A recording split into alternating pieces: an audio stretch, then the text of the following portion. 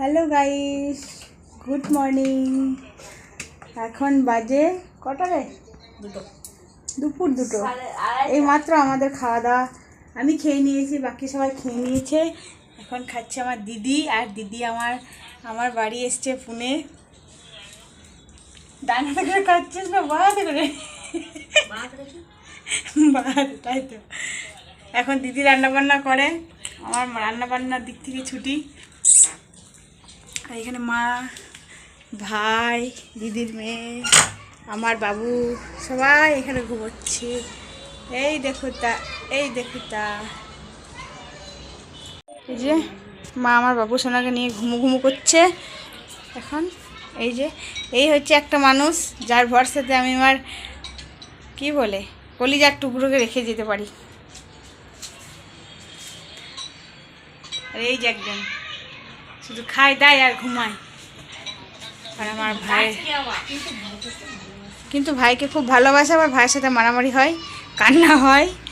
আবার ভাইকে বাড়ি নিয়ে যাবে বলছে, আমরাও বাড়ি চলে যাব।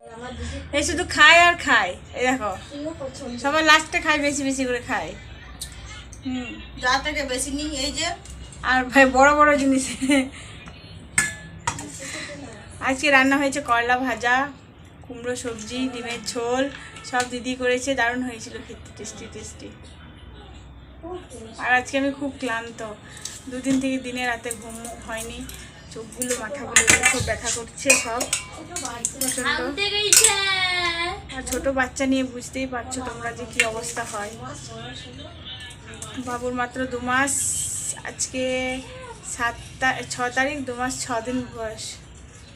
সেপ্টেম্বরের 1 হয়েছে, আজকে 7 তারিখ নভেম্বরের।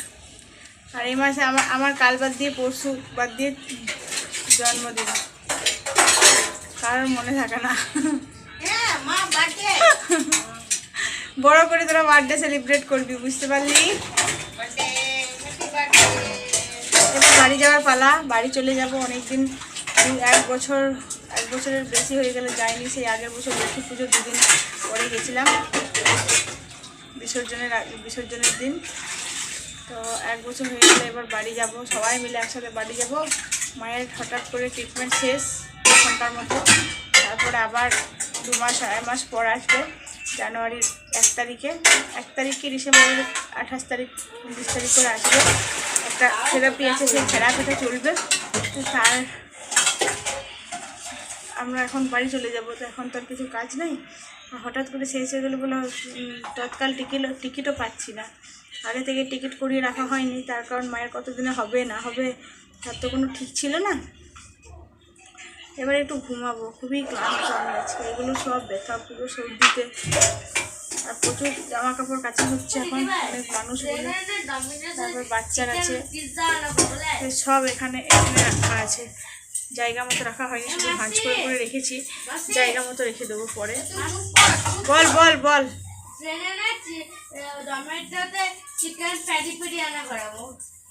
আমার দিদির মেয়ে বলছে ট্রেনে যাবো তখন জোম্যাটো থেকে চিকেন পেরি পেরি।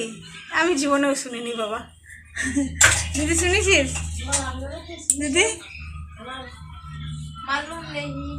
দেখ এদিকে, শুনেছিস কি চিকেন পেরি পেরি? আমি শুনিনি মাইরি, সত্যি। যদিও আছে আমি জানি না, খাইনি কোনোদিন। তো বাড়ি চলে যাওয়ার প্রোগ্রাম চলছে, তো টিকিট দেখি কবে হয়। সবাই মিলে এই কটা দিন ভালোই কাটালাম। আর আমার এগুলো তো সব প্রেগনেন্সির জন্য দাগ হয়ে গেছে। আইব্রো করতে গেলাম কালকে, তো দেখছি পার্লার বন্ধ। অনেক পার্লার আছে, কিন্তু আমি ওই এক জায়গাতেই করাই, যে আমার মনের মতো করে দেয়, সেই জন্যই আমি সেখানেই করাই, অন্য জায়গাতে করাই না। তো আজকে যাবো না, আজকে শরীরটা ভালো নেই, কাল পরশুকে যাবো।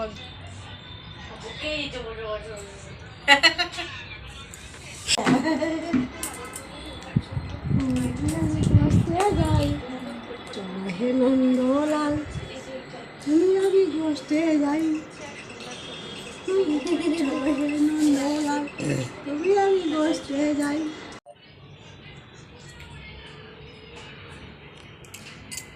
সোনা, ও খেপা, খেপা,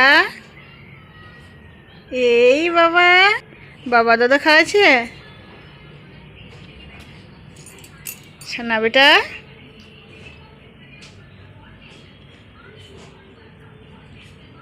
ও দুধ